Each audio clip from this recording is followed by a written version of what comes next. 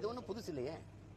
எந்த புயல் பாதிப்புக்கு எங்களை வந்து பார்த்து கருணையோடு பார்த்து உரிய நிதியை ஒதுக்கி இருக்கு. தானே புயல், இந்த ஓகி புயல், சொல்லுங்க.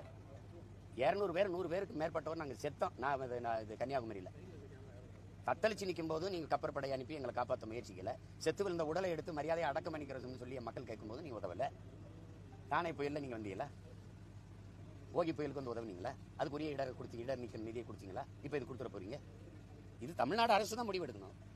நீங்க அவங்ககிட்ட நயந்து தர முடியாது வரின்னு சொல்ல முடியுமா? முடியாது. எனக்கு போகதான் மிச்சம். உனக்கு மத்திய அரசுக்கு நிதி ஏது? நிதி ஏது? மத்திய அரசுன்னு ஒண்ணு இருக்குல்ல, இந்திய ஒன்றிய ஆட்சியாளர்களுக்கு நிதி ஏது? நாங்க கொடுக்கறது தானே. மாநிலங்களின் நிதி தானே உங்க நிதி. வேற உங்களுக்கு ஏதாவது காசு இருக்கா? வருவாய் பெருக்கத்துக்கு எதுவும் தொழில் வச்சிருக்கீங்களா? ஒன்றும் கிடையாது. நீங்க கட்டுற வரி, நான் கட்டுற வரி, இவர் கட்டுற வரி. நீங்க நீட்டி இருக்கிற இந்த ஒளி வாங்கிக்கு ஒரு வரி இருக்கு, நான் போட்டிருக்க இந்த சட்டைக்கு ஒரு வரி இருக்கு.